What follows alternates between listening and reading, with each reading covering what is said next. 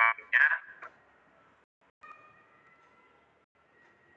Baik, terima kasih Pak Fuad, Pak Margono, dan teman-teman peserta PPG. Izinkan kami akan berlatih teaching.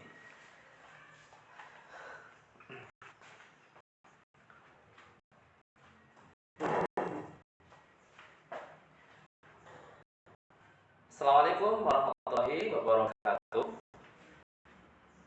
Anak Waalaikumsalam warahmatullahi rahmati wabarakatuh. Allah Subhanahu wa taala. Bagaimana kabar hari ini kalian semua? Alhamdulillah baik ya. Senang sekali Bapak-Ibunya dari pelajaran ini, semoga ilmu yang kita dapatkan mulai dari pagi tadi sampai dengan nanti kita pulang sekolah senantiasa membawa kemanfaatan bagi diri kita. Kemudian sebelum kita mulai pembelajaran kita sebagai kita sekolah SMK dan anak SMK juga, maka kita menerapkan budaya industri dan budaya kerja juga termasuk juga dengan budaya Islam. Maka akan dicek dulu kebersihan dan kerapian tempat duduknya, kemudian mejanya. Kemudian tolong dilihat di lacinya ada sampah tidak. Silakan beri kesempatan untuk mengeceknya. Baik, sudah selesai? Tidak ada yang tersisa? Alhamdulillah. Ingat anak bahwa kalian sebagai anak SMK itu harus memiliki budaya kerja, harus memiliki budaya industri. Di antaranya harus 5R, yaitu resik, rapi, kemudian ringkas, kemudian yang dua berikutnya silakan diingat ya, jangan sampai lupa itu 5R yang termasuk budaya industri.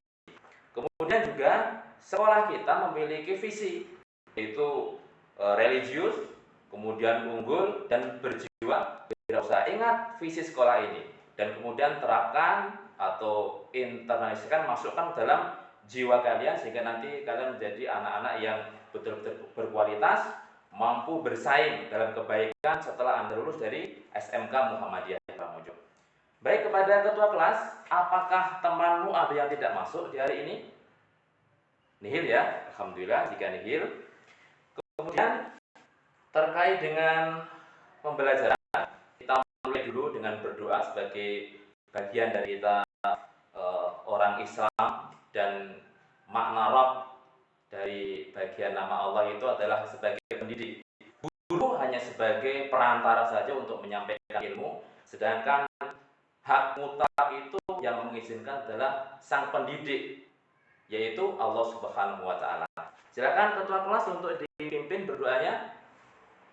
Rabbi zidni ilma. Amin ya rabbal alamin. Kemudian anak-anak kita lanjutkan tentang bahasan kita di hari ini. Apakah kalian itu memiliki kebutuhan di dunia ini? Coba ingat-ingat, apakah kalian memiliki kebutuhan? Memiliki ya. Tahu tidak bedanya kebutuhan dengan keinginan? Baik. Sekarang Bapak jelaskan dulu tentang kebutuhan. Artinya lebih penting kebutuhan daripada memenuhi keinginan. Kalau keinginan itu belum tentu kita dengan tidak adanya itu menjadi berbahaya bagi diri kita. Namun kebutuhan itu harus terpenuhi untuk memenuhi setiap kebutuhan diri kita. Baik anak-anak, kalau kita berbicara masalah kebutuhan, maka apa kebutuhan yang paling utama harus didapatkan oleh setiap individu manusia? Ayo, kira-kira apa? Kebutuhan yang paling utama dulu harus didapatkan. Kebutuhan fisik, misalnya makanan ya. Ini yang paling dasar adalah kebutuhan makanan. Kalau kita tidak makan secara biologis, kita nanti bisa lemah dan bisa berujung kepada kematian dengan izin Allah Subhanahu wa taala. Kemudian yang kedua, apa? Tingkatan yang kedua, kebutuhan yang kedua, yaitu keamanan. Setelah kebutuhan dasar yaitu makanan terpenuhi, maka yang kedua itu kebutuhan keamanan. Kira-kira kalian sudah merasa aman belum ini saat ini? Baik, ini Bapak akan menyampaikan sebuah kabar di koran. Kedaulatan Rakyat, ini Jumat 15 Oktober 2021 tentang hukum. Sekilas Bapak sampaikan kepada kalian bahwa telah terjadi pembobolan 20 gedung SD di Gunung Kidul. Kemudian motifnya ini banyak ini, diantaranya adalah ekonomi. Selain ekonomi, ternyata mereka gunakan juga untuk foya-foya. Artinya ternyata bukan hanya kebutuhan dasar saja yang mereka kemudian mau mencuri itu. Kemudian juga ada ini kasus korupsi yang ada di Blora. Kemudian juga ada pencurian kartu nikah di Wonosari, kemudian dijual kepada jasa kawin kontrak. Nah, ini terkait dengan berita terupdate, yaitu Jumat kemarin, Jumat tanggal 15 Oktober 2021. Nah, terkait dengan yang tadi Bapak sampaikan, kebutuhan keamanan, kira-kira kalian saat ini sudah merasa aman belum? Artinya ketika kalian harus berpergian jauh sendirian, itu sudah merasa aman belum kalian? Baik.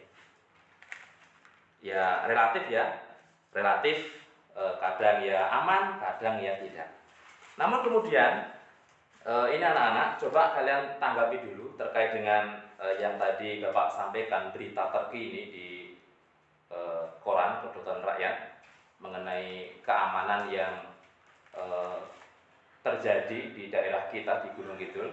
Apakah ada tanggapan dari kalian? Bapak tunggu. Baik, tidak ada ya. Baik, kita lanjutkan terkait dengan tujuan pembelajaran kita. Tadi Bapak sudah memberikan sebuah gambaran keamanan di wilayah kita yang terdekat. Kemudian materi apa sih yang akan kita bahas di pertemuan kali ini? Yaitu tentang hudud dan diyat. Ini adalah hukum pidana Islam yang telah diatur oleh Allah Subhanahu wa taala. Dan KD yang akan kita bahas kali ini di dua hal dulu, yaitu di sikap spiritual, yakni harapannya nanti anak-anak itu mau menerima dan mengakui ketentuan hudud dan diyat berdasarkan syariat Islam.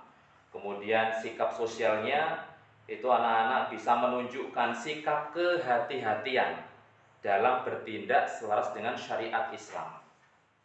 Kemudian juga mengenai tujuan pembelajaran, nanti diharapkan dengan kita mempelajari hukum hudud ini dan dia, diharapkan anak-anak mampu merasa diawasi oleh Allah Subhanahu wa taala dan meyakini bahwa semua perbuatannya itu dicatat oleh malaikat. Walaupun kita bebas di dunia, bisa bersembunyi dari penglihatan orang lain, tapi kita harus memiliki keyakinan bahwa perbuatan kita itu dicatat oleh malaikat. Kemudian yang kedua, itu kalian bisa memiliki keyakinan bahwa segala sesuatu itu ada balasannya. In ahsantum ahsantum li anfusikum wa in asatum walaha. Jika kalian berbuat baik, maka kebaikan itu akan kembali kepada diri kalian. Sebaliknya juga demikian, ketika kalian berbuat jelek, maka kejelekan itu juga akan kembali kepada diri kalian. Nah, kemudian terkait dengan sosial ini, dengan sosial, kita ini manusia adalah makhluk sosial, artinya kita membutuhkan orang lain, kita harus hidup bermasyarakat. Tujuannya apa kita dengan belajar ini? Yaitu kita harus bisa menunjukkan kehati-hatian, sikap kehati-hatian dalam bertindak, mempertimbangkan segala keputusan dengan matang. Jadi kalau kita mau melakukan sesuatu, itu kita harus betul-betul hati-hati dan kita pertimbangkan dengan matang tentang efek berikutnya. Apalagi ini terkait dengan nanti orang lain, begitu. Kemudian yang keempat tentang tujuan pembelajaran, ini siswa diharapkan memiliki kehati-hatian dalam bertindak. Siswa dapat melakukan segala sesuatu dengan penuh tanggung jawab. Ini tentang kompetensi dasar, sikap spiritual, dan sikap sosial. Baik, berikutnya anak-anak, sebelum kita lanjutkan pada model pembelajaran kali ini, kita akan menggunakan model problem based learning, sehingga nanti anak-anak akan Bapak berikan sebuah persoalan tentang tema kita, yaitu keamanan. Nggak usah jauh-jauh lah, kita di wilayah kita aja, di DIY ini. Kita akan buka data, di sebentar. Saya buka dulu di laptop, sudah Bapak siapkan.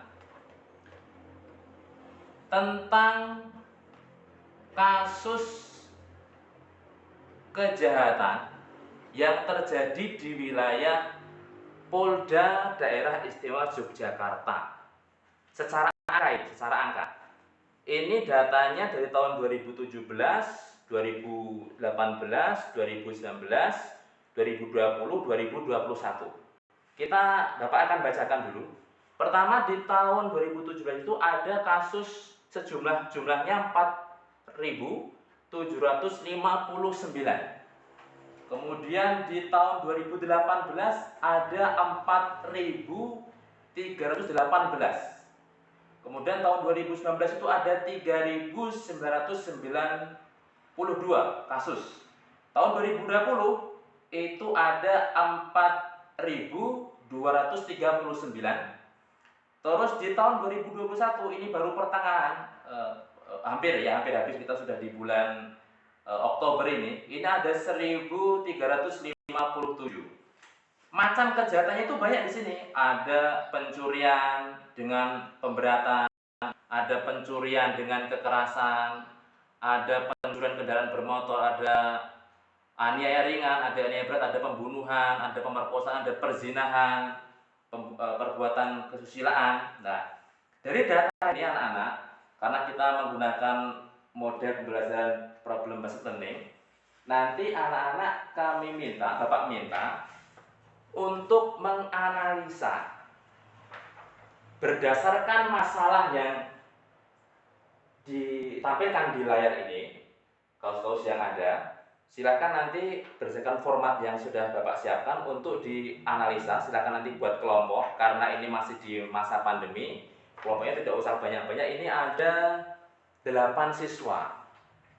Agar tidak terjadi kerumunan yang banyak, silakan satu kelompok 2 orang. Berarti nanti ada 4 kelompok dari 8 siswa ini. Formatnya nanti ada daftar observasi, kemudian nanti ada identifikasi masalah, kemudian nanti ada rumusan masalah, terus rencana aksi dan solusi. Nanti seperti apa yang harus kita lakukan setelah melihat kasus yang terjadi di Kepolisian Daerah Istimewa Yogyakarta. Anda sudah melihat kasusnya seperti ini, silakan diidentifikasi ini masalahnya apa. Kemudian kira-kira untuk bisa menurunkan kasus itu agar keamanan kita semakin bagus, ini dengan cara apa nanti? Nah, apakah hukum negara kita di KUHP ini sudah cukup untuk mengurangi tindak kejahatan, ataukah perlu ada tambahan? Karena kan di KUHP itu para pakar di DPR RI sana kan selalu ada revisi undang-undang. Karena pada dasarnya hukum itu kan dibuat untuk membuat efek jerah. Nah, apakah juga perlu ini ada penyesuaian undang-undang? Ini sesuatu yang perlu kalian diskusikan, sesuatu yang perlu kalian analisa. Karena apa? Kita penghuni negara ini dan tentu kita butuh keamanan kita. Ini ya anak-anak ya. Kalian boleh menggunakan HP nanti untuk mencari berbagai sumber belajar. Silakan kalian bisa menggunakan HP kalian. Ini format Bapak berikan kepada kalian. Silakan kelompok 1, kelompok 2, kelompok 3, kelompok 4. Waktunya tidak usah banyak-banyak ya.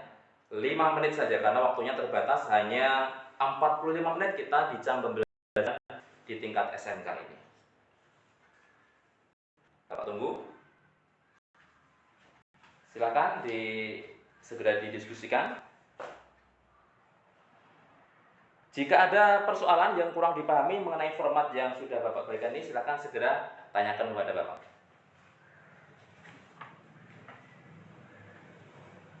Baik, sudah selesai ya? Sudah selesai diskusinya. Apakah ada kesulitan terkait dengan diskusi yang tadi sudah kalian lakukan? Tidak ada? Alhamdulillah jika tidak. Berarti kalian sudah bisa menemukan nih solusi terkait dengan persoalan yang tadi muncul. Kemudian kita berharap dengan solusi itu keamanan semakin bagus di wilayah kita, sehingga kehidupan kita menjadi tentu tentram dan juga penuh dengan ketenangan. Berikutnya, karena sudah selesai, silahkan salah satu kelompok untuk menyampaikan nih di hadapan teman-temannya. Ini tentu akan melatih 4 hal dari diri kalian. Ingat, kita sudah di abad 21, 4 harus kalian miliki. Apa? 4C. Kritis, kreatif, komunikatif, dan kolaboratif. 4 ini harus kalian miliki. Maka dengan cara model seperti ini diharapkan anak bisa membangun potensi yang 4 tadi untuk nanti supaya lebih terampil dalam Anda hidup di tengah masyarakat. Apalagi Anda anak SMK.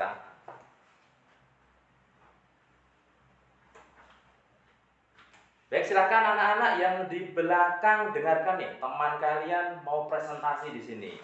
Jangan ramai, hargai teman yang sedang berbicara. Karena ini termasuk budaya kerja, termasuk budaya industri, dan Anda juga berarti bertanggung jawab kepada tugas kalian sebagai seorang pendengar. Silakan disampaikan kepada tim yang akan menyampaikan hasil analisanya. Oke. Baik, sudah selesai ya. Silakan, adakah pertanyaan dari kalian mengenai hasil analisa terkait dengan masalah yang tadi sudah kita munculkan di awal? Ada pertanyaan? Baik, kalau ada pertanyaan silakan perkenalan dulu. Anda dari kelompok mana, Anda namanya siapa. Bukan karena belum kenal ya, tapi ini bagian dari melatih komunikasi. Ini kan kita desain formal. Kalau Anda di luar kan Anda nggak perlu perkenalan. Tapi kalau ini kita emang desain agar kalian bisa meningkat tuh komunikasinya, silakan perkenalkan dulu.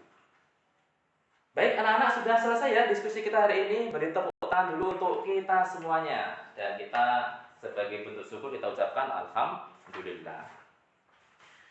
Baik, anak-anak, sudah selesai diskusi kita hari ini. Lalu coba kira-kira dari materi yang bahan masalah yang tadi sudah Bapak sampaikan, apa yang bisa kita refleksikan nih di penutup pembelajaran di hari ini? Apa kira-kira? Atau sebelumnya ada pertanyaan dulu? Misalnya ada pertanyaan begini, Pak, di Indonesia itu kan belum diberlakukan hukum hudud sebagaimana di sumber belajar yang tadi sudah dipelajari. Lalu bagaimana ya sikap kita sebagai warga negara ini? Apakah karena nggak ada hukum had kemudian ya kita bebas saja lah, nggak perlu takut begitu? Apakah sikap itu benar? Kalau seperti itu berarti gini. Tadi kan kita di sikap spiritual, kita harus memiliki keyakinan dan mau menerima bahwa hukum Islam ini sesuatu yang mutlak dari Allah Subhanahu wa taala. Kemudian kita dalam berbuat itu pasti ada balasannya, baik balasan itu di dunia maupun balasan itu di akhirat. Sehingga walaupun belum diberlakukan hukum had di Indonesia, maka nanti kalau belum bertaubat di seorang hamba akan dipertanggungjawabkan besok di hari kiamat. Maka tidak perlu kalian kalau ada hukum had kemudian baru takut, jangan begitu. Tapi yang lebih utama itu, yang lebih tinggi statusnya itu dari sikap kita ketika kita sudah merasa diawasi oleh Allah Subhanahu wa taala dan kita yakin bahwa akan dicatat seluruh perbuatan kita, itulah yang indikator keimanan yang paling benar. Kalau sifatnya hanya karena ada hukuman ini itu berarti itu masih sifatnya biasa, belum mampu kemudian membawa diri kita betul-betul berakhlak yang terpuji, berakhlak yang baik, bersikap yang baik kepada lingkungan kita. Baik. Baik anak, sebagai penutup coba kita refleksikan lagi. Akan Bapak sampaikan mengenai surat dalam Al-Quran, surat Toha 124. 124, silakan dibuka Qurannya. Coba kita baca sebagai bahan refleksi dari ini ya. Ada yang bersedia membaca? Baik, kalau tidak ada, ini Bapak yang membaca silakan didengarkan ya. Membaca Quran, mendengarkan bacaan Quran termasuk Allah Ta'ala, dan hadiahnya adalah mendapatkan rahmat. Sehingga mudah-mudahan yang mendengarkan ini mendapatkan rahmat dari Allah Subhanahu wa taala. A'udzubillahi minasyaitonirrajim. Wa man a'rada 'an dzikri fa inna lahu ma'isyatan dhanka wa nahsyuruhu yaumal qiyamati a'ma. Apa maknanya? Atau artinya, terjemahannya begini. Dan barang siapa berpaling dari peringatanku, maka akan aku, yaitu Allah, akan aku berikan baginya kehidupan yang sempit, dan besok pada hari kiamat akan dibangkitkan dalam keadaan buta. Nah, anak-anak, Islam ini sudah mengatur berbagai lini kehidupan kita. Dari mulai kita tidur sampai kita tidur lagi, itu diatur dalam Islam. Termasuk tindak pidana atau tindak kriminal. Nah, Allah itu memerintahkan untuk berbuat baik. Allah memerintahkan untuk meninggalkan perbuatan-perbuatan yang tidak baik. Nah, di antara perbuatan-perbuatan yang tidak baik, tadi kalian sudah mencoba mencari materi tentang hudud, dan dia sebagaimana buku yang di hadapan anak-anak, materi kegiatan apa?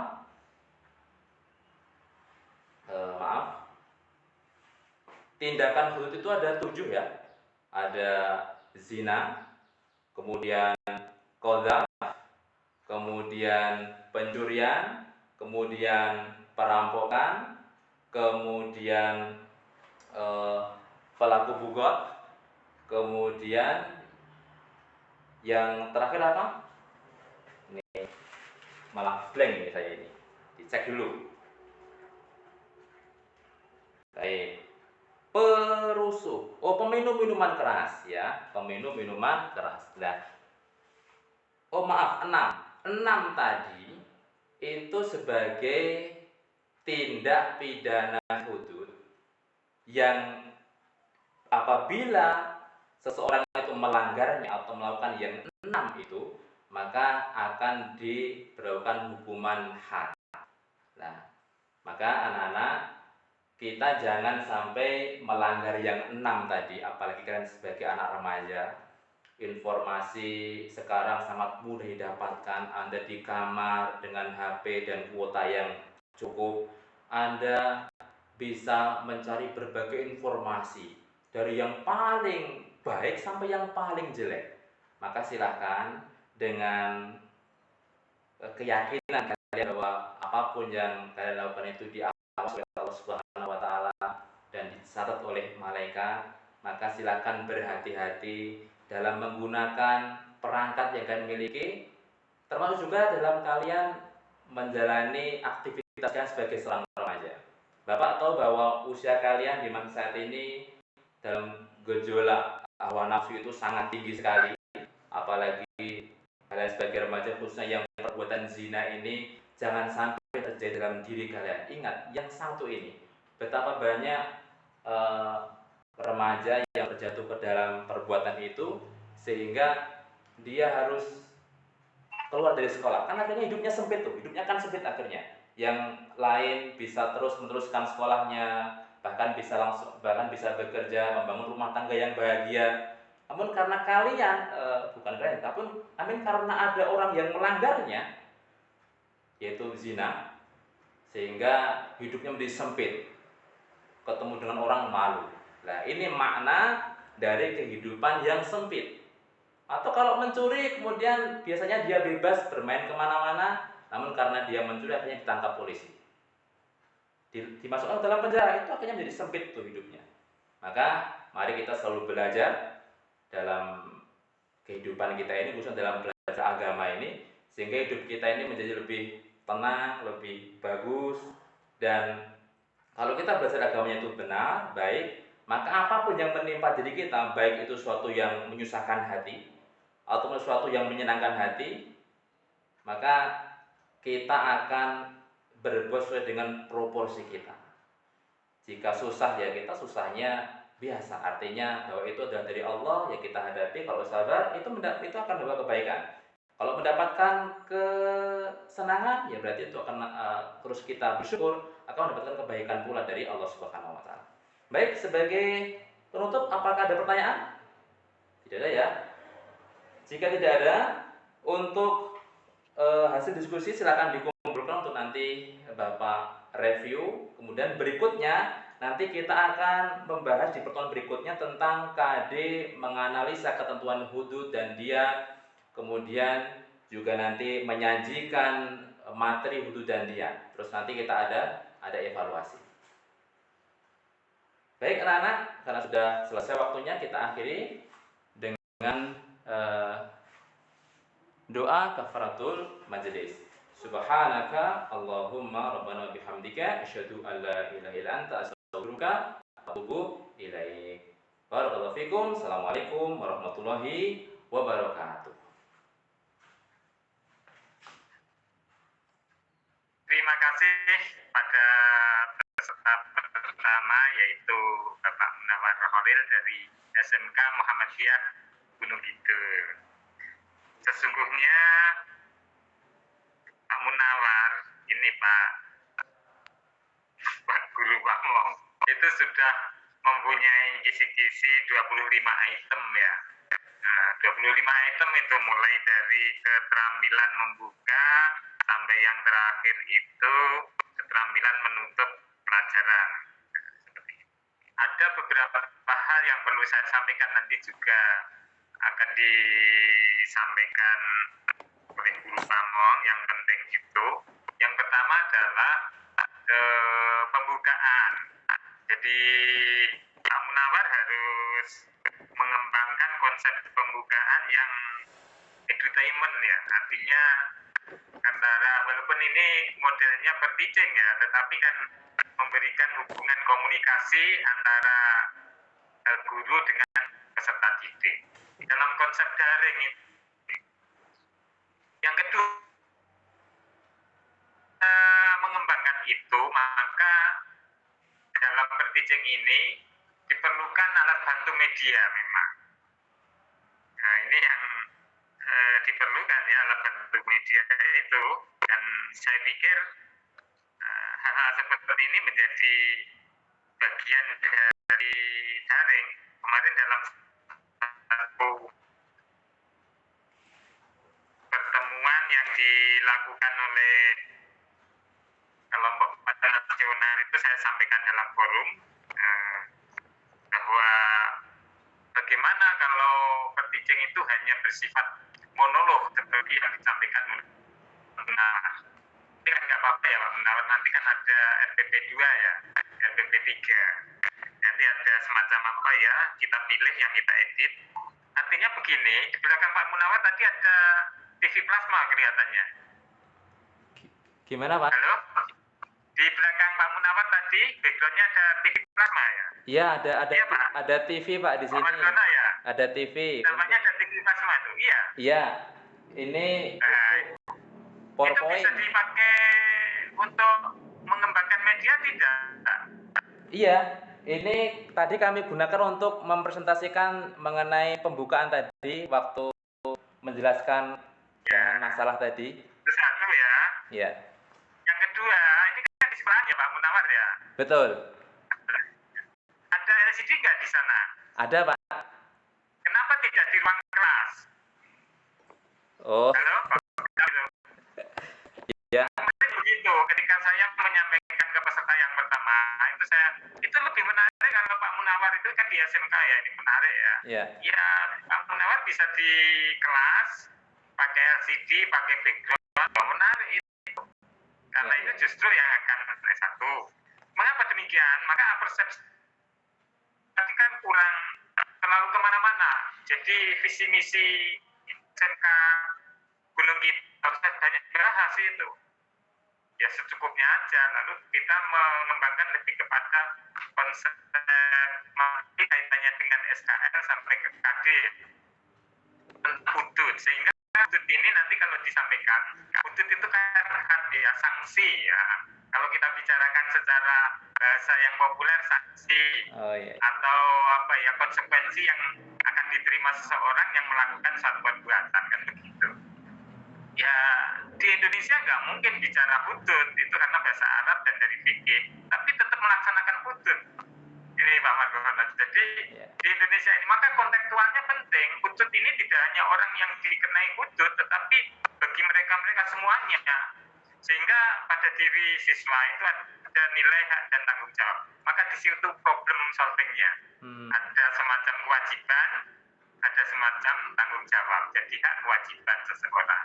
Kan begitu. ya, Yang kedua yang perlu disampaikan, ini juga perlu dikaitkan dengan kenyataan yang terjadi penegak hukum. Para anggota legislatif itu perlu tahu hudud ya ketika merumuskan undang-undang. Itu kan tidak harus yang mencuri harus potong tangan, yang membunuh harus dibunuh, kan enggak, kontekstual kan ya di situ. Ya. Maka disinilah saintifik menjadi penting. Maka tadi Ya, ya. pembagian kelompok itu, wah, ini hanya masukan aja. Ini yang sering terjadi di kelas-kelas PAI itu yang sangat konvensional ya ini Pak Mat. Sangat kuno, tidak kontekstual, tidak yang sekarang. Sehingga orang bicara fikih itu takut. Seakan-akan menakutkan, hudud, had. Oh ini sanksi yang sangat berat, kan enggak. Sesuai dengan kondisi-kondisi yang ada. Kemudian,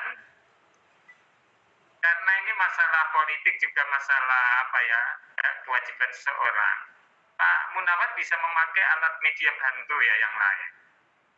Karena dalam sistem Zoom yang seperti ini diharapkan itu kan sesuai dengan acuan yang ada, itu bisa menggunakan itu. Sehingga nanti kalau mengedit itu ada template dan settingnya itu menarik. Nah, template itu maksudnya apa ya? Storyboard, papan-papan yang akan disajikan. Apa ya istilahnya itu? Kalau kita membuat PPT atau PowerPoint itu kan ada board itu, namanya storyboard. Tapi yang satu dengan board yang lain kan perlu adanya struktur atau flowchart, kan begitu ya. Nah itu yang kita sebut sebagai template dan setting atau setting dan template. Gitu. Maka pendahuluan menjadi penting, terus kontennya isi.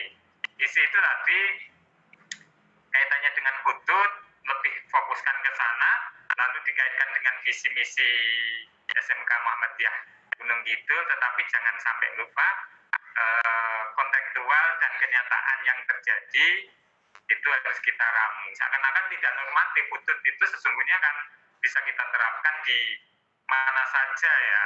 Bahkan ada satu semacam pemikiran hudud ini bisa ditimpakan kepada mereka yang tidak beragama Islam, karena hudud ini akan memberikan kedamaian, rasa kenyamanan hidup. Itu tadi belum disinggung. Hudud saya baca itu ada nilai kenyamanan hidup. Jadi kalau hudud itu ditegakkan, maka dalam satu lingkungan itu kesimpulannya bisa ke sana. Tidak ada semacam motivasi dari apa saja yang kita bicarakan. Yeah. Secara umum, Pak Munawar sudah bagus dari segi mulutnya, dari sudut edutainment dan perangkat media yang mungkin bisa lebih ditingkatkan, itu perlu. Ini kan masukan ya Pak Munawar ya. Masukan. Seperti itu saya pikir. Sebelum pada peserta, saya persilakan Pak Margono, dipersilakan sebagai guru pamong. Baik, terima kasih Pak Wab yang telah memberikan refresh ya. Ya, baik, terima kasih kepada Pak Munawar dan rekan yang lain. ini kan peer teaching, jadi tutor sebaya. Jadi Pak Munawar itu mengajar kepada rekan-rekan ini. Jadinya tolong rekan-rekan yang lain kok ikut-ikut menilai. Jadi rekan yang lain itu muridnya kok menilai semua, ini jadi monolog. Jadi sekali lagi ini peer teaching mengajar rekan-rekannya. Jadi simak Pak Busoyo kemudian Pak Mas Dukumo jadi penilai semua, ini gimana? Dan Pak Munawar tolong ini muridnya, jadi murid SMK. Dan rekan yang lain tuh tolong jadikan ada seorang murid SMK. Lah wajahnya semua wajah seperti penilai semua, jadi ini mah seperti penilai ya Pak. Iya. Jadi sekali lagi ini peer teaching. Jadi Pak Munawar mengajar teman-temannya disapa. Jadi mohon maaf, ini semua murid Pak Munawar. Yuk, bagaimana Mas Agus Suroyo? Yuk, bagaimana Mbak Yuni? Itu disapa. Jadinya ada respon dan stimulus. Jadi mau nyela, komunikasinya ada Pak. Betul. Bisa mengenal. Kalau tadi itu berarti menampilkan cara mengajar Pak Munawar, cara mengajar. Ini peer teaching, jadi ada hubungan antara yang diajar sama yang mengajar. Jadi itu ya, nanti ke depan ini masing-masing Mas Panjang. Untuk yang lain juga sama begitu. Jadi misalnya guru SD, jadilah ada nanti menjadi murid SD. Senyumnya, gayanya, tanya Pak Guru. Nah itu misalnya nanti ada misalnya Bu Nurul. Bu Nurul saya tanya Pak Agus yang SD sebagainya. Jadi itu ya, tolong ini peer teaching, bukan mereka cara mengajar sampai itu ya. Nih memang gini mau jadi serius begini saya juga. Ya nanti mungkin saya akan hilang dari wajahnya, saya hilangkan. Supaya apa? Supaya nanti seolah-olah saya nggak menilai. Nah, jadi supaya ini benar-benar kelasnya Pak Munawar. Nah, gitu ya. Kalau saya melototin begini ini, iya. Kalau melotot begini ini kan, waduh gak enak saya jadi, apalagi yang melotot kalau pas mengajar saya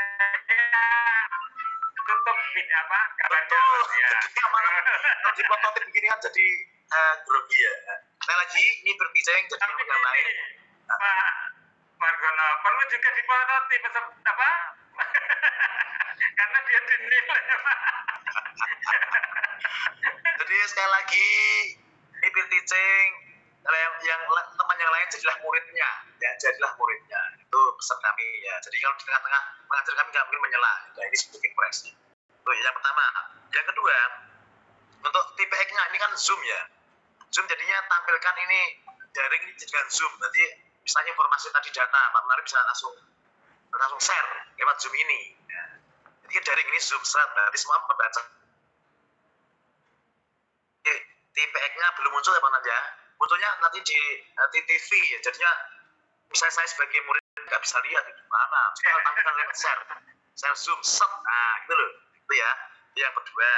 Yang ketiga, untuk komunikasi dengan muridnya. Tugasnya harus muridnya misalnya Pak Busoyo muridnya. Gimana Pak Busoyo pendapat tentang hudud? Nah itu, maksudnya menjawab sebisanya. Jadinya lebih penelitiannya kelihatan. Itu ya, komunikasi antara murid. Yang terakhir evaluasi. Jadi tadi belum dikasih beri evaluasi, apalagi hot ya. Jadi misalnya tampilkan lewat Zoom. Ya ini soalnya hudud. Kalau jawab siapa? Coba tanya. Ya manggilnya bukan Bu Eko, bukan. Ayo, Ananda Eko. Ayo Ananda Pak Ice, mohon maaf ya. Dia ada dikondisikan sebagai murid. Nah, jadinya ya murid SMA seperti apa ya remaja gitu, wajahnya ke wajah beneran. Ditanya yuk, nanti ini nggak hidup berteachingnya ya kan? Berteachingnya apa ini? Nggak apa, ini sebagai proses nanti bisa lebih baik. Itu apa yang pernah saya alami begitu. Ada koreksi. Untuk masalah konten tadi sudah Pak Fuad sampaikan ya, kontennya lebih kontekstual itu bagus itu. Kami hanya mengamati masalah teknis. Ini peer teaching, tutor sebaya, bukan rekaman mengajar ya. Itu ya. Begitu Pak Fuad, Pak Turbun. Terima kasih Pak Margono. Jadi saya juga memang mendapatkan ilmu baru ini. Tapi itu dalam referensi saya baca ya Pak Margono. Tapi secara real itu beda lah. Ini kan satu hal yang harus saya terima, dan itu yang kita sebut edutainment itu ya apa yang diceritakan Pak Margono tadi. Komunikasi harus jalan, harus ada apa hubungan yang harmonis antara Mbak Eko sama Pak Munawar kan Mbak ya disebut Mbak wong di SMK ya. Mbak Eko gimana apa kabar? Oh, senyum dong gitu. Saya bagus. Terus Pak Nur Hasan jangan dipanggil Pak. Gimana Nur Hasan? Panen apa di daerahnya? Ya, betul Pak. Apakah panennya banyak di kan wujud ya Pak ya? Wujud namanya. Ini direkam loh, apa saya yang disampaikan Pak Margono itu setuju saya. Karena dalam rekaman itu nanti kalau itu muncul, menarik itu. Itu yang kita sebut sebagai setting dan template itu. Jadi apa ya, ada nilai sesuatu yang hidup. Sehingga orang yang memirsani, yang menikmati itu ikut andil di dalamnya, ikut ada di dalamnya. Ya, ini memang saya pikir ya Bapak semua, Ibu semua yang memiliki itu. Kalau saya kan lebih pada baca buku Pak, ya tapi ya tetap saya kalau di sama mahasiswa kalau Zoom semacam ini ya short, ya pakai. Saya di rumah ya punya LCD itu saya taruh. Jadi saya buat kemarin beli LCD itu Pak Margono. Jadi untuk supaya lebih semarak ya.